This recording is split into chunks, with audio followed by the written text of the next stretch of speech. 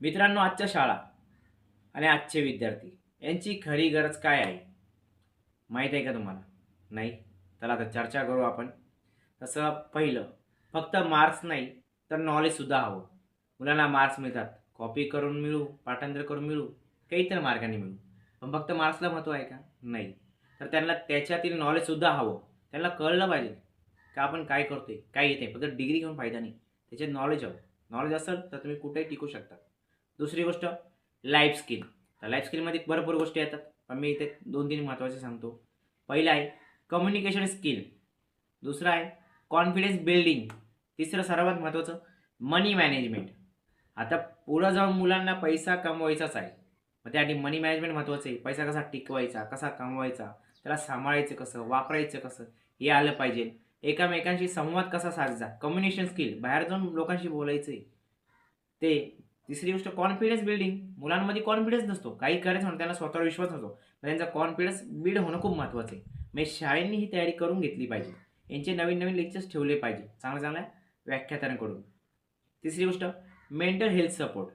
जे मानसिक आरोग्य आहे, मुलांचं आजचं जॉब, फ्युचर, एज्युकेशन, जे त्यांचा अभ्यास आहे, मार्क्स, यांचा खूप सारा प्रेशर असतो आणि त्या प्रेशर तणावामध्ये मुलं जे मेंटल हेल्थ आहे ते गमावून बसतात किंवा ते खूप कमी पडतात. मग अशावेळी त्यांच्या पालकांनी, नातेवाईकांनी, शिक्षकांनी, मित्रांनी त्यांना मेंटल सपोर्ट करणं खूप गरजेचं आहे. बरोबर ना? तर त्यांचं मेंटल हेल्थ चांगलं राहील. चौथं, बेटर टीचिंग मेथड.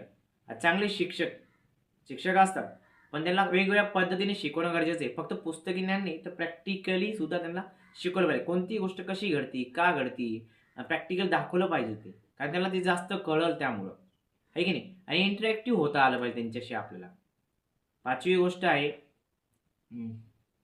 पाचवी गोष्ट कोण? टेक्निकल. हां, टेक्नॉलॉजी. बघा, लहान मुलगा लहान आहे पण त्याला कळते टेक्नॉलॉजी. आज मोबाईल आहे, बरोबर. पण मोबाईल फक्त गेम खेळण्यासाठी आहे, का इंटरनेट आहे म्हणून आहे, का टाइमपास म्हणून आहे? नाही. तर मोबाईलमुळं आज इंटरनेट सगळ्या भारतात आहे, बाहेरच्या जगात आहे, पसरलेलं आहे आणि खूप सारी भरपूर मोठी माहिती आणि योग्य अशी सुद्धा माहिती. मग त्याचा अभ्यास कसा करावा, त्या मोबाईलचा यूज लर्निंगसाठी सुद्धा होतो. त्यांना ते कौशल्य शिकवलं पाहिजे का मोबाईलचा यूज चांगल्या पद्धतीने कसा करता येईल. कारण आजचे विद्यार्थी हे घडण्यासाठी खूप मोठी प्रोसेस आपल्याला करावीच लागणार आहे. फक्त त्यांना शिकवायचं. कारखान्यातून जसे आपण वस्तू तयार करतो सोडतो तसं नाही आहे. हे मुलं घडले पाहिजेत.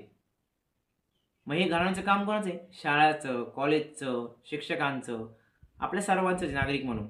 मग त्यांच्यासाठी तुम्ही एवढ्या गोष्टी करा आणि मुलांपर्यंत हा व्हिडिओ पोहोचवा. त्यांना कळलं पाहिजे. बाय.